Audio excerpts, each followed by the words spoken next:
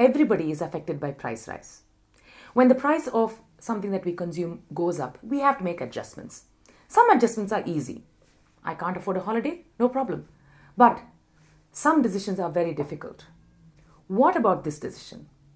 My child cannot have a meal because I can't afford it. Price rise affects the poor and it hits them the hardest because they are already spending their money on what is essential. So they cannot look for anything cheaper because they're already buying something that is cheaper, and they cannot look for substitutes. So we all agree that the price of essential goods and services has gone up. Okay, so how much do you think it has gone up in the past 15 years? 10%? 20%? 100%? No, 300%. So 15 years ago, a man would spend 1,000 rupees, but for the same goods and commodities, now he has to spend 3,000 rupees. So has everything become costlier? No. Cell phones and call charges have dropped significantly. Do you remember there used to be a time when in order to make a mobile call, we used to spend something like 10 rupees a minute? Thankfully, my father used to pay the bills then. Well, jokes apart, other services and goods have gone up in cost significantly. For example, even a small apartment in Chennai or Mumbai or Delhi costs upwards of 1 crore. Let us understand why prices go up or down. Prices remain at a level when buyers are willing to buy and sellers are willing to sell. When the supply goes up, prices goes down. But if the supply remains constant and the demand goes up, then the same prices would go up. When does demand go up?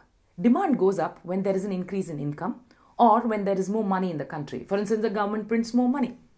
Demand could also go up when there is a sudden change in preferences. People start buying more scooters instead of motorcycles. When does supply stagnate? Supply stagnates when production capacity is restricted.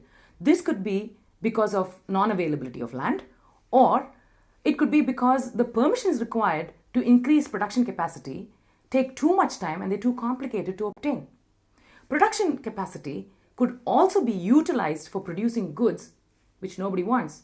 For example, now with an increased income at their disposal, people could be wanting milk and eggs, whereas our country could be using land to grow rice and wheat. In cities, the prices of homes and rents have increased significantly. And this is because we have not been able to create enough number of homes for people wishing to move out of villages to the cities, and also for the people wishing to move out of their current homes into better houses. So why have we not been able to create enough number of homes? This is because of the complications of the permissions required, or the builder cartels maintaining a low supply so that they can claim higher prices, and the high cost of input like steel and cement. Hence the Askhow questions. How will more land be made available? How will infrastructure like roads, water and sewage be provided? And how will artificial shortages created by builders be dealt with? Another example. The cost of quality school education has gone up sharply. Why? Because people prefer to enroll their kids in private schools rather than lower quality government schools. And as there are more rules restricting the opening of new schools, existing schools end up charging higher fees. Hence the Askhow questions. How can the quality of education in government schools be improved? How will starting of new schools be made easier so that students have a greater choice? Let's take a third example. Vegetable prices in most parts of the country have gone up. As people have more income, they want to eat more vegetables. But what happens is this.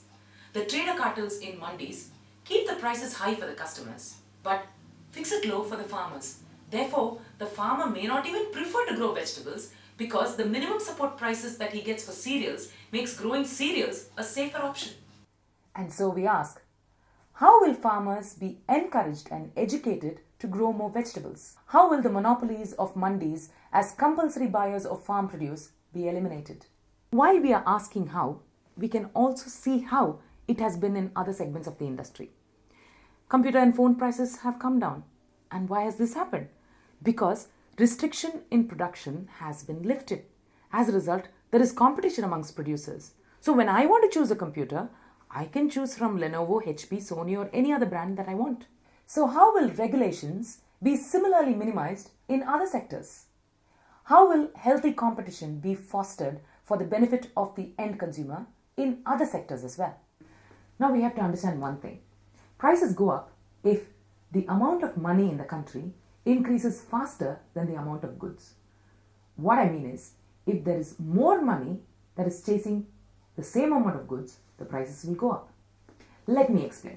In 1988, we produced 10 units of a particular goods, and at that time, the amount of money in circulation was about 1000 rupees. In 2013, we had produced 28 units of the same goods, but the amount of money in circulation was 10,700 rupees. No wonder prices go up. So, why is there an oversupply of money?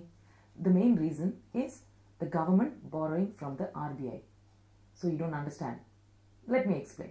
When the government's expense is more than the amount of money it collects as revenue from taxes, then it has to borrow from someone, and that someone is the Reserve Bank of India.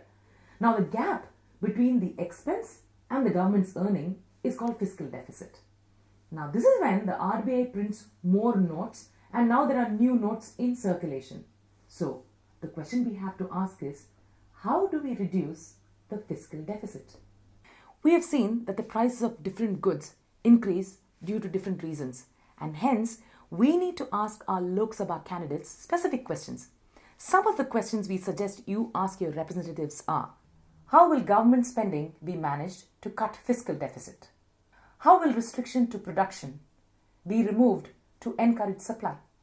How will government encourage investments in specific areas like schools and food cold chains? How will competition be encouraged so that producers will reduce production costs and sell at optimal prices?